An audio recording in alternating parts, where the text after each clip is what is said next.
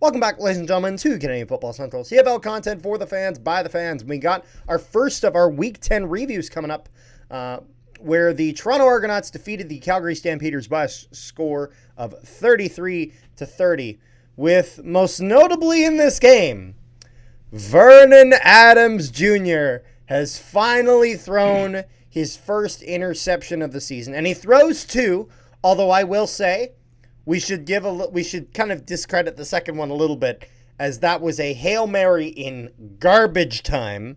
That was a throw that, before it was thrown, it was knew that the likelihood of it being a pick was extremely high. But Vernon Adams, that poor thing, he will have to settle for being 21 touchdowns and 2 picks, as opposed to just 21 touchdowns. One hell of a run, a CFL record. Despite the loss, congrats to Vernon Adams on one hell of a streak. But, so this game tells you the score is less of the story. Let's just put it this way. Both teams played garbage. Yeah. One, to the fact that Chad Kelly threw not 1, not 2, not 3, but 4 picks. Calgary only capitalized on 2 of them. And had they have capitalized on the other 2, yeah, Calgary would have won this. Well, that's the interesting thing about this, is that from everything that I've seen, from the discussion online, from everything that you just mentioned, this game was kind of a race to the bottom, in the sense of it wasn't who was going to win this game, it was who was going to lose this game. In the sense of that neither team was kind of put up their best foot forward the way that they had hoped. Dedrick, kind of speaking more towards the Stampeder side of things, and I'll let you get into the Argos side. Vernon Adams goes 12 for 24, 159 passing yards, 2 interceptions. That's not good. That's not good at all. However, it's one of those things. This is the first game that we can confidently say Vernon Adams had a bad game. But then again, nobody expected him going into this season for him to go 18 straight. Perfect. That wasn't going to happen. This was his rough game. Going over to the running back side of things, it actually was pretty good for the most part, as Dedrick Mills had 14 carries, 79 rushing yards for 5.6 on average, so perfectly fine there. Vernon Adams with 25 rushing yards on his 4 carries. He gets himself a touchdown as well. Quincy Vaughn then in short yardage as well got himself a touchdown, with him getting an average of 2 yards per carry, so did good there. On the receiving side, not a whole lot here, and this is for kind of 2 reasons. Number one, they didn't have the strongest game, but then the other reason, Vernon Adams didn't have the strongest game, and naturally your QB and your receiver stats will kind of always, a lot of times they'll complement each other, and so then at that point it forces you to then have to watch some of that film to see where the blame shall be assessed more so. But not the greatest game on the receiver side, as their leading receiver was Clark Barnes with 3 targets, 1 reception for 37 yards. When your leading receiver only has 1 reception, usually that's not very good. So that's kind of how it was there. For the defense, there was a fumble recovery for Damon Webb, as well as 6 defensive tackles, an interception by Anthony Johnson Jr., as well as a tackle for loss. Good defensive game for Benjamin Labrosi, with 2 interceptions and 3 defensive tackles, as well as a tackle for loss. He decided in this game, after getting the interception, to hold on to it and not try to dish it away, because that's not where that went. And look what happened. He had a fantastic game. He got 2 picks. There's no complaints you can say. And I'm not like, this is not me making crazy fun of Labrosi. He's an incredible player. All I'm saying is, every person makes a dumb mistake. He made it in that other game. He learned from it, and he had a great game. So I feel like acknowledging his great game is important. Forced fumble for Kyle Wilson, as well as a tackle for loss for him. 1 interception for Adrian Green, and a sack for Clarence Hicks. A tackle for loss for RJ Moten. And then there would also be a sack for Charles Wiley. So not going to lie, in terms of the defense for Calgary, There was a lot of good individual performances in terms of being able to get that sack or get that interception or catch that guy behind the line of scrimmage. The problem is that they didn't play enough good possession defense. And this is where I think is kind of being the opposite of the best games you see from a Jordan Younger led Blue Bomber defense. And I'm not saying that the Bombers defense is great or whatever. I'm using it as a frame of reference because a good game for a Jordan Younger Blue Bomber defense is not a game that's flashy. It's not a lot of sacks. It's not a lot of interceptions. What is it? It's a lot of pressure in terms of on that offensive line. Even if it's not getting the guy in the backfield, it's forcing QBs to throw off that off foot, whether it's forcing them to throw it early, to try to make a play that's not there and have incompletions. Having that coverage tight enough, not necessarily to run the risk, like trying to go for that interception and jumping in front and stopping it, but being able to force those incompletions. That was something that, from what I'm seeing here for the Stampeders, they needed to do more of that. Because in the first half of this game, they give up 19 points. And sure, in the third quarter, they're able to shut the Argos down, but then the Argos storm back in the fourth quarter, 13 points in that fourth quarter. And with it, the Argos were able to walk it off and get themselves a 33-30 victory for the Argos. So, Rick, I'm going to let you chat a bit about the Argos side of things. Oh, where do I begin? Well, first off, I'm going to start where it's due and give props to the 16,160 fans that have waited since, October, their last home game, for today's game. And it's more of 9 months because if you take all of the off season, the first 7 weeks or so of the season because of the whole World Cup and everything. Yeah. Okay, 16,000, it's still a good number. However, I'll start with the player side and then I'll do the off-field fiasco that's of the complaints about people and everything on that side. Yeah. So Chad Kelly went 30 for 43, 349 yards. I will give him the benefit of doubt for the 349 yards. 1 touchdown, 4 interceptions. He has to clean it up if they want to become successful down the road because throwing 4 interceptions on a good defensive team ain't going to win you games. No.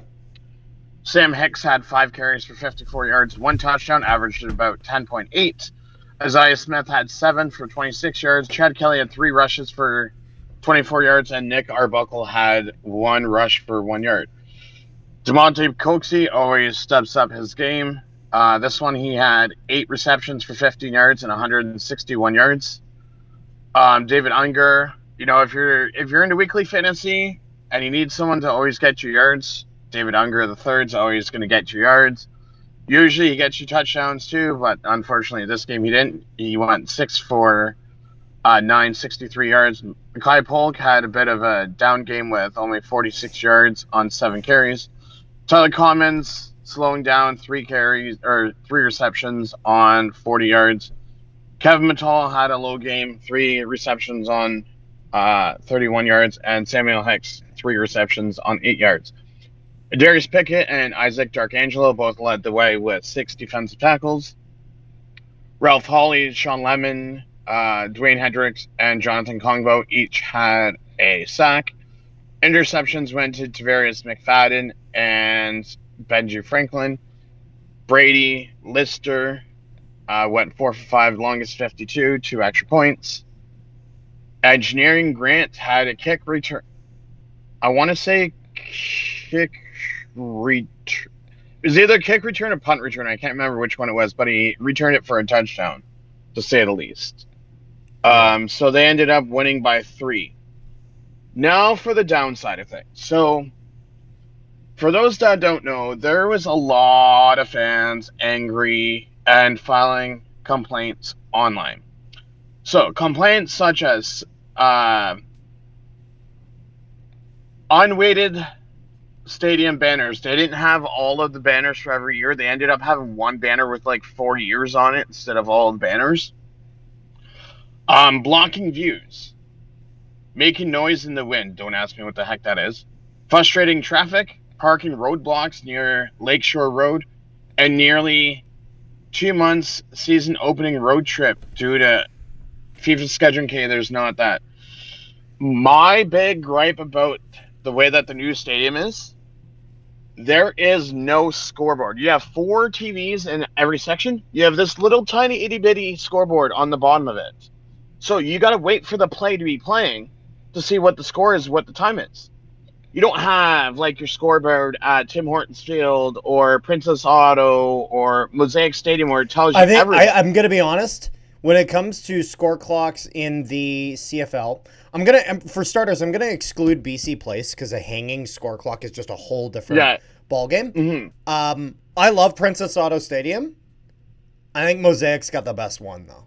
Like they have the small one as an optional, but that big screen that's extremely visible. I'm just saying what they're missing is they're missing the scoreboard. We can't see nothing. But that's the reason I bring up Mosaic is Mosaic has multiple small ones. So if you're in certain areas of the field, you have a scoreboard that even though it's small, it's close to you, but it's complementing a main big scoreboard that 99% of the building can see, and it looks great and it looks big and it's clear.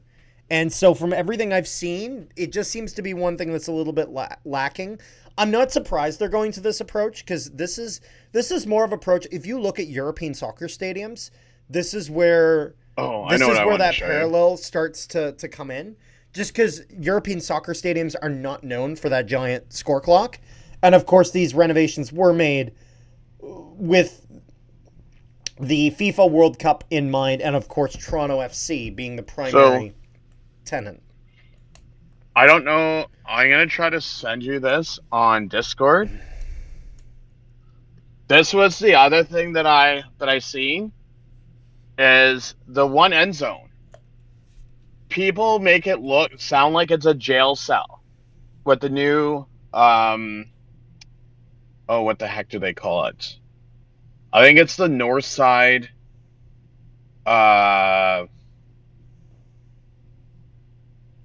the north side ends, I think it is, where you have like the different club seats. All the fans were saying that it looks like a prison cell. The other thing that I want to bring up is I noticed, I can't speak for other people, I noticed their pricing at concession went up. That's going to be a downgrade. Like, obviously, to be honest, that just seems like an MLSE standard where no matter which. No, but like, yeah, I went there to go tailgate with people, but for me, I didn't eat at the tailgate. Yeah. But it's just like you go in there, and it was almost, I paid what, almost $35 for a poutine and a friggin' pop. Jesus Christ. Like it was like for wait, hold on a second. A poutine and a pop. Yes, a poutine and a pop. Because I'm thinking like at Princess Auto Stadium, like not that Princess Auto Stadium is cheap. I'm not saying that. But I'm thinking like that's like $24 at most. At most. Like I seen it was like $20. And I think 24 is really fucking high. Unless this is like Schwartz Deli, Montreal, right where you're getting the best poutine, which it's not, at the normal canteen. Last year, the Argos used to have like $3 hot dogs where you could go get a couple of bucks and you could get hot dogs. Didn't even see that this year. Like, a lot of the stuff was pretty pricey. So, that's just my opinion. I don't know what other people are gonna say, but that's just my opinion. But I mean, that's pretty much if you go anywhere else. But yeah. Anywho, anything else with the Argos? Because this was your portion of it. So next one, I will do a little promoting here, even though I'm not an Argos fan, but I will do a little bit of promoting for the Argos. Absolutely. August 22nd, if you get a ticket to the Argos game, you also get a ticket to the CNE. Ooh. So the CNEs are a yearly event. They have strange food there every year. Oh yes, we've had discussions about that in the Yes. channel. So that is on the 22nd of August against our beloved Ticats. If you want to hear our strange food discussions, you got to check out our interview of CFL wide receiver Aiden Eberhard, where we had a nice chat about some of the stuff at the CNE as well as some just some other strange food. Or I'm gonna say I'm gonna say it anyways because he's a good friend of mine. I just gotta pull it up. If you go look up Nick_Small_38 on Twitter, I've seen some of the food. Nick around the CNE time, Nick usually goes and has some interesting photos, to say the least, of the CNE. So I just thought I would plug that out there. Yeah, but and at the end of the day, it's like, are either of us Argo fans? No. Do we want to see the Argos do well, though, as we want to see every CFL team do well? No, but I'm still going to promote the league. No, okay. When I say do well, I'm not necessarily talking about them winning on the field. I mean in terms of... fair enough. I'm talking full buildings, loud fans, everything. That's just a general thing, and I want to see them do well. So, got no problem promoting stuff like that. But is there anything else you got there, Rick? I think I've got everything. No, sir. Well, thank you guys so much for tuning in. Make sure you guys leave a like, share, and subscribe if you haven't already. And we'll see you guys next time.